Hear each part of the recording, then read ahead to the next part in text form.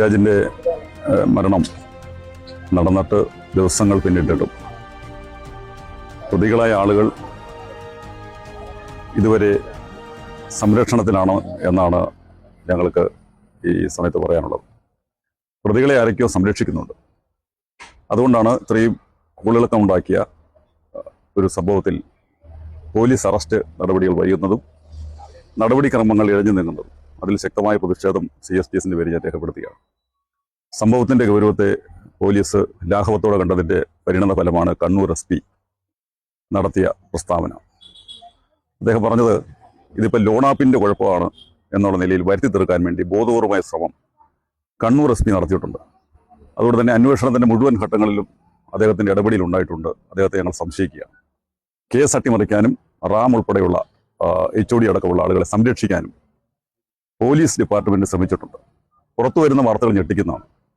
ഒരു VDS കോളേജിന് 300 ഏക്കറിലധികം സ്ഥലം വർഷങ്ങളായി കൈവശപ്പെടുത്തി എന്ന് പറയുന്നത് നമ്മുടെ കേരളത്തിലാണ്. ഭൂരഹിതരായ ആളുകൾ ഭൂമിക്ക് വേണ്ടി സമരം നടത്തുമ്പോഴാണ് 300-400 ഏക്കർ ചില ആളുകൾ കൈവശപ്പെടുത്തിക്കൊണ്ട് അട്ടിമറി നടത്തി. ഇതിന് കൂട്ടുന്നതാരാണെന്നുള്ള ഇപ്പോൾ അറിയേണ്ടത്. ഒരു ഗവൺമെന്റ് അറിയാതെ, ഗവൺമെന്റ് മിഷണറികൾ ചലിക്കാതെ എങ്ങനെയാണ് ഇത്രയും അധികം സ്ഥലം കൈവശപ്പെടുത്താനും അവിടെ കെട്ടിടം പണിയാനും അവിടെ കോളേജ് തുടങ്ങാനുള്ള അനുമതി ലഭിച്ചത്? ഏത് ഡിപ്പാർട്ട്മെന്റാണ് ഇത് അറിഞ്ഞിട്ടുള്ളത്? വളരെ ദുരൂഹതയാണ് ഇതിന്റെ പിന്നിലുള്ളത്. ഈ കാര്യങ്ങളെ സംബന്ധിച്ചൊക്കെ ഒരുപക്ഷെങ്കിൽ പുറത്തു വരാനുള്ള സാധ്യത കൂടുതലാണ്. അതുകൊണ്ട് തന്നെ പ്രതിയെ പോലീസ് സംരക്ഷിച്ചുകൊണ്ടിരിക്കുന്നു. നിരന്തരമായി സംരക്ഷിക്കുന്ന സാഹചര്യത്തിൽ കേരളത്തിലെ പ്രമുഖ ദളിത് സംഘടനകളെല്ലാം ചേർന്നുകൊണ്ട് അടിയന്തരമായി തന്നെ സംസ്ഥാന വ്യാപകമായി ഈ വിഷയത്തിൽ ഹർത്താൽ പ്രഖ്യാപിക്കാൻ തീരുമാനിച്ചിട്ടുണ്ട്. കാരണം പട്ടിക വിഭാഗത്തിൽപ്പെട്ട നിരവധി കുട്ടികൾ ഇതുപോലെ മരണപ്പെടുന്നുണ്ട്. കലാലയങ്ങളിൽ അവർ നിരന്തരമായി ജാതിയുടെ പേരിൽ, നിറത്തിന്റെ പേരിൽ പീഡനം അനുഭവിക്കുന്നുണ്ട്.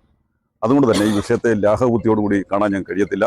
അതിശക്തമായ ഇടപെടൽ ഈ സമയത്തുണ്ടാകും. CSTS ഉൾപ്പെടെയുള്ള എല്ലാ സമാനീയതാദികളും മുഴുവൻ ആളുകളെ ചേർത്ത് പിടിച്ചുകൊണ്ടുള്ള കേരളം മുഴുവൻ ശ്രദ്ധിക്കപ്പെടുന്ന ഈ അനീതിക്കെതിരെയുള്ള വലിയ ഹർത്താൽ പ്രഖ്യാപിക്കാൻ തന്നെ ഞങ്ങൾ തീരുമാനിച്ചിട്ടുണ്ട്.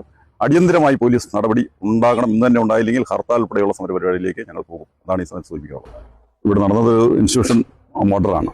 അതുകൊണ്ട് തന്നെ സിറ്റിംഗ് ജഡ്ജിയെ കൊണ്ട് ഈ കേസ് അന്വേഷിപ്പിക്കണമെന്ന് ആവശ്യപ്പെടുന്നു. അതോടൊപ്പം കുടുംബത്തിന് ഗവൺമെന്റ് 1 കോടി രൂപ അടിയന്തരമായി നൽകണമെന്നും കൂടി CSTS സംസ്ഥാന കമ്മിറ്റിക്ക് വേണ്ടി ഞാൻ ആവശ്യപ്പെടുകയാണ്.